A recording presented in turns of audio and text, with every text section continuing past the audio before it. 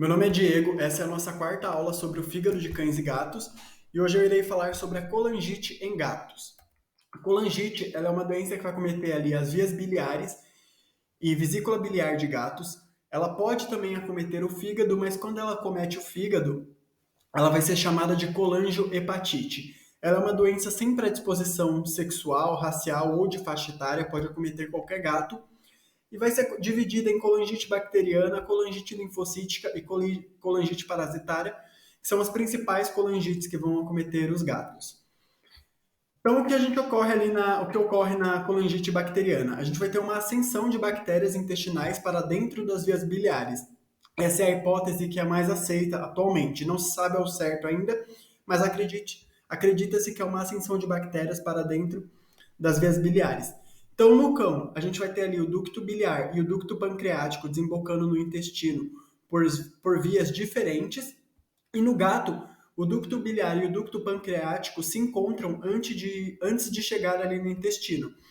Então, aqui é caracterizado uma tríade felina, porque normalmente quando a gente tem ali uma doença intestinal inflamatória, a gente tem ascensão de bactérias, essas bactérias vão ascender ali para ducto biliar e ducto pancreático também. Então, sempre que eu tiver uma colangite, eu tenho que procurar também ali uma pancreatite associada e uma doença intestinal inflamatória.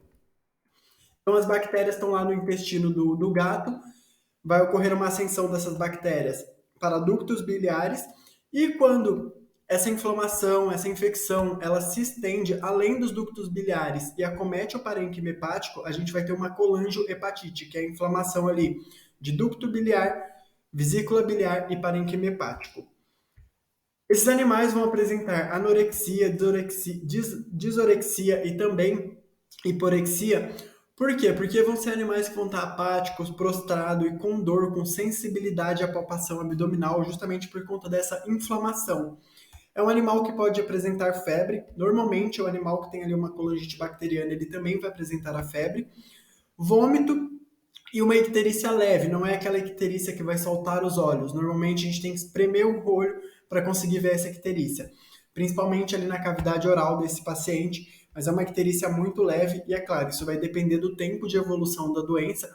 Normalmente, a colangite bacteriana, também é chamada de neutrofílica, ela é uma colangite aguda, então normalmente não vai ter um tempo muito grande de desenvolvimento dessa doença, esse animal vai apresentar uma icterícia leve, mas é claro que se tiver há um bom tempo ali com essa inflamação, se ele tiver com uma redução muito grande de vias biliares por conta desse processo inflamatório, aí a icterícia vai ser maior, mas na maioria das vezes é uma icterícia leve.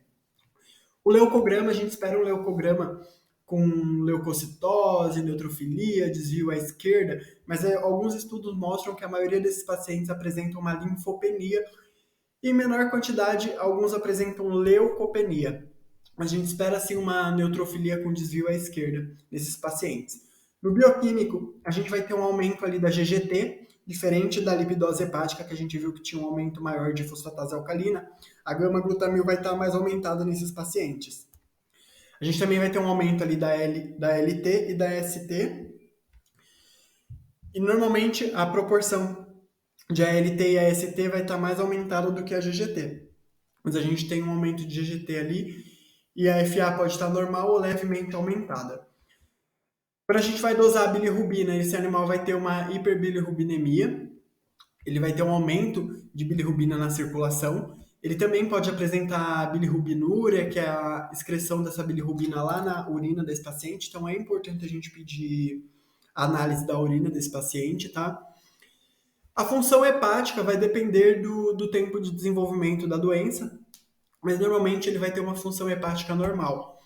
E os eletrólitos, eles podem estar diminuídos se ele tiver perda, se ele estiver vomitando, se ele tiver diarreia, porque normalmente ele tem ali também uma doença intestinal inflamatória associada e uma pancreatite, então as perdas vão fazer com que ele tenha diminuição de eletrólitos na circulação.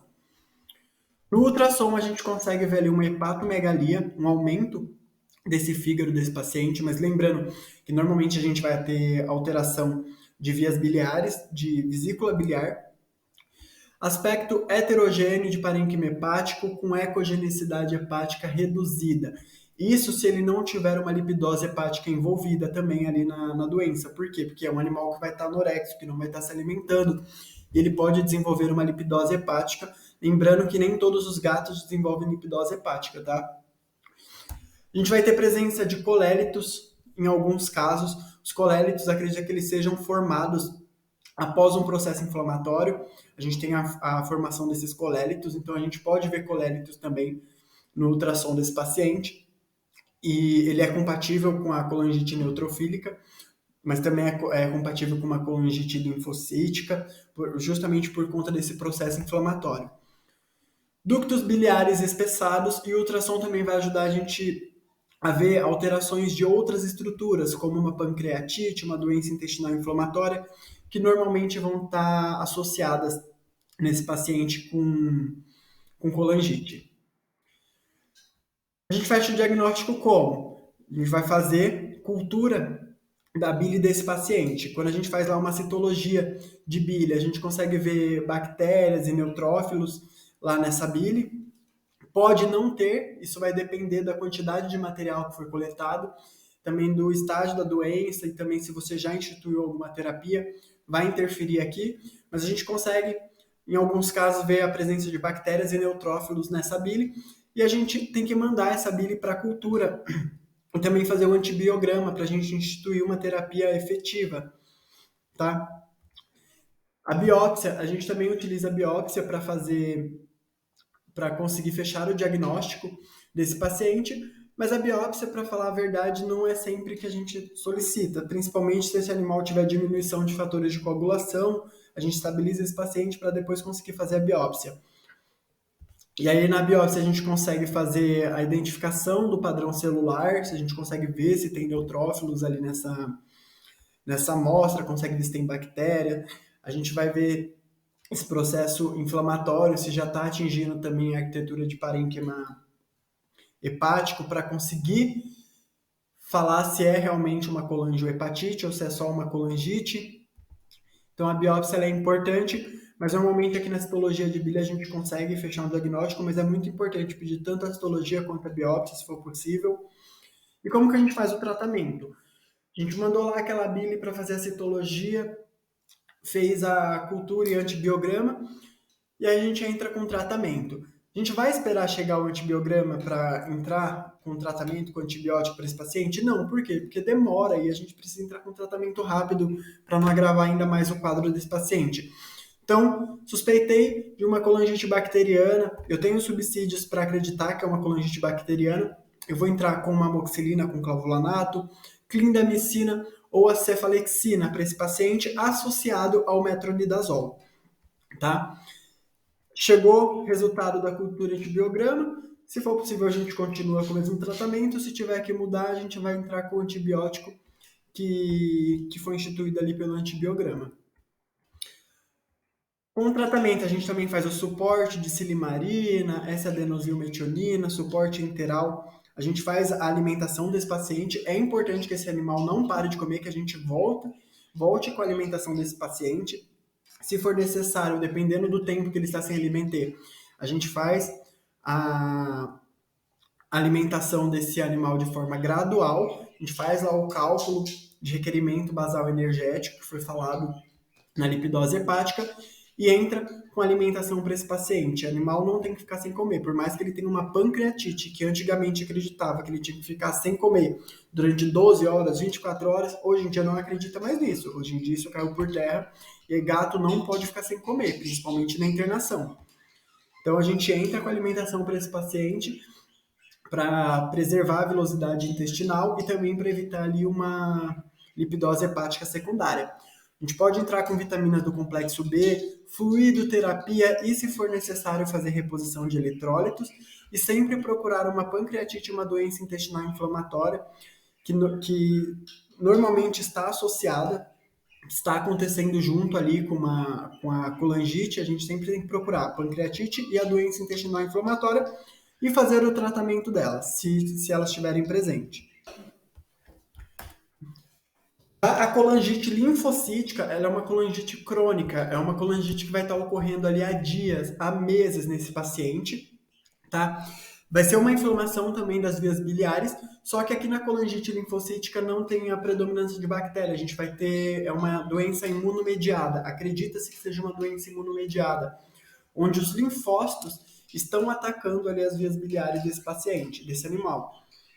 Então a gente vai ter uma infiltração dos linfócitos ao redor dos ductos biliares que vai estar causando uma inflamação. A gente tem ali um paciente que vai apresentar náuseas, vômitos intermitentes, episódios de diarreia esporádico, perda de peso, perda de apetite variável e uma icterícia leve. Então é um animal que o tutor vai falar assim, às vezes ele vomita, às vezes ele tem uma diarreia, tem vezes que eu vejo que ele está emagrecendo, às vezes ele ganha peso. Então vai ser tudo compatível com uma doença crônica, com uma doença intermitente, que vai e volta. E esse animal também vai apresentar uma icterícia leve, não vai ser aquela icterícia que vai saltar os olhos, muitas vezes não vai estar presente, mas quando a gente dosa ali a bilirrubina, a gente vai ter um aumento de bilirrubina. Quando a gente faz ultrassom, a gente também vê uma hepatomegalia, linfadenomegalia. E normalmente esses animais que apresentam uma colangite linfocítica, eles vão ter ascite. Eles vão ter líquido ali na cavidade abdominal, mas vai ser um líquido de exudato asséptico, sem bactéria. Vai ser muito similar à PIF. Então, a PIF vai ser um diagnóstico diferencial. A gente também tem que avaliar se esse animal está com PIF ou se é uma colangite que ele está apresentando, uma colangite linfocítica. Aumento de ALT, AST e GGT. A gente vai ter um aumento dessas enzimas num paciente com colangite linfocítica. É um animal que vai ter um aumento de bilirrubina na circulação, hipoalbuminemia, hiperproteinemia, ele pode ter diminuição de fatores de coagulação, por ser uma doença crônica, o fígado já está sendo afetado ali há muito tempo, ele pode ter uma diminuição de função hepática. Esses animais normalmente lá vão apresentar uma linfopenia, quando a gente faz o leucograma desse paciente, ele pode apresentar uma linfopenia. E, como eu falei, ele vai ter alteração no tempo de coagulação. Ele vai ter um paciente, quando a gente faz a análise de tempo de protrombina e tromboplastina, a gente vai ter aumento nesses tempos. Diferente da colangite neutrofílica, a gente não consegue fechar diagnóstico aqui com citologia. A gente vai ter que fazer histopatológico, biópsia.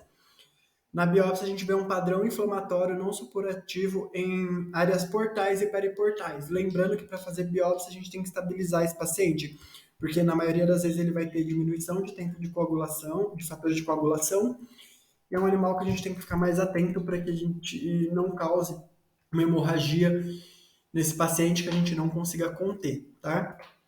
Tratamento da colangite linfocítica. Como ela é uma doença, como a gente viu aqui, ela é uma doença que vai ser imunomediada, o tratamento vai consistir na imunossupressão desse paciente. Como que a gente vai fazer imunossupressão? Prednisolona. A gente faz o tratamento com prednisolona. Quando esse paciente diminuir ali os sinais clínicos, a gente faz mensuração de novo de ALT, ST, FA, função hepática, e a gente vai refazendo a dose desse paciente a cada 6 a 12 semanas até conseguir chegar numa dose mínima que consiga manter esse paciente estável, tá?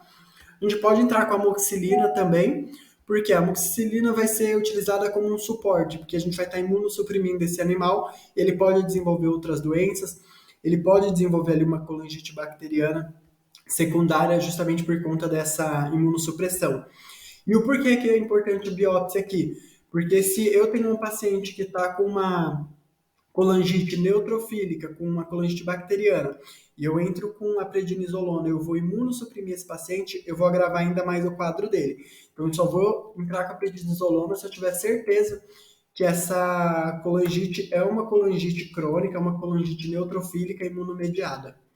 E o suporte, alimentação sempre em todos os gatos, gato não deve ficar sem comer, a gente faz ali fluidoterapia também se for necessário, mas normalmente aqui a prednisolona já dá conta do recado e a amoxicilina para evitar uma infecção secundária, tá? E a gente também tem a colangite parasitária. A colangite parasitária, na minha opinião, ela é a mais fácil da gente conseguir chegar no diagnóstico, mesmo sem exames complementares mais aprofundados. Por quê? Porque normalmente a gente vai se basear ali no histórico desse paciente. O Platinossomo, ele vai ter um hospedeiro intermediário, que são as lagartixas, lagartos e sapos, principalmente, e o gato vai ser o principal hospedeiro. Quando o gato se alimenta ali de lagartixa, lagarto ou sapo, o platinossomo vai lá para o intestino desse paciente, desse animal, e e esse platinossomo vai fazer a ascensão para dentro da vesícula biliar, para dentro dos ductos biliares. E aí lá ele vai começar a se multiplicar, se reproduzir, e aí a gente começa a ter alguns sinais clínicos. A maioria dos gatos vão ser assintomáticos, alguns vão apresentar icterícia hepática e pós-hepática, pode ser uma icterícia desde leve, branda, até uma icterícia marcante. Ele pode apresentar letargia, prostração, anorexia, vômito, diarreia, perda de peso, hepatomegalia, distensão abdominal e até chegar à falência hepática. Mas a maioria dos pacientes vão ser assintomáticos, então a gente vai se basear ali na história do paciente para começar a procurar o platinossomo. A gente vai ter ali um aumento de fosfatase alcalina, LT, AST e GGT nesse paciente. E a gente pode encontrar eosinofilia, porque a eosinofilia tá presente na maioria de pacientes parasitados. Então a gente pode encontrar eosinofilia ali no leucograma desse paciente. A gente pode fazer o copro parasitológico. A gente vai pegar ali 3 fezes desse paciente em dias diferentes e enviar para análise. Por quê? Porque a liberação desses ovos vai ser intermitente. Assim como na giardia, em outras doentes, a gente tem que fazer a mensuração de várias fezes para conseguir achar os ovos do platinossomo. Encontrou ovo de platinossomo nas fezes, fechou o diagnóstico, bora para o tratamento. A gente pode fazer citologia de bile também. Na citologia de bile a gente vai conseguir encontrar eosinófilo, a gente pode encontrar ali o próprio parasito na bile desse paciente. Dá para fazer o histopatológico, mas isso aqui quase a gente não utiliza porque na maioria das vezes o histórico vai ser o suficiente para a gente. O tutor chegou e falou assim, há alguns dias atrás o meu gato comeu uma lagartixa, eu vi ele comendo uma lagartixa, um sapo, e aí você vai começar a associar com platinossomo, é a primeira coisa que você vai desconfiar. E aí se ele tiver sinais característicos de platinossomo aqui nos exames laboratoriais e nos exames de imagem, fechou o diagnóstico, entra com tratamento e faz também o copro parasitológico, que em algumas vezes a gente consegue encontrar o ovo do parasito ali nas fezes do paciente. O tratamento para colangite parasitária por platinossomo é o praziquantel. A gente entra com o praziquantel, faz o tratamento e lembrar sempre que o gato tem que comer e a gente faz tratamento de alguma outra alteração que ele tenha associado, talvez ali uma pancreatite, uma doença intestinal inflamatória, mas normalmente aqui o parasito vai se desenvolver ali em vias biliares apenas e o praziquantel dá conta do recado. Então agora curte o vídeo, se inscreve no canal e vamos para uma próxima aula.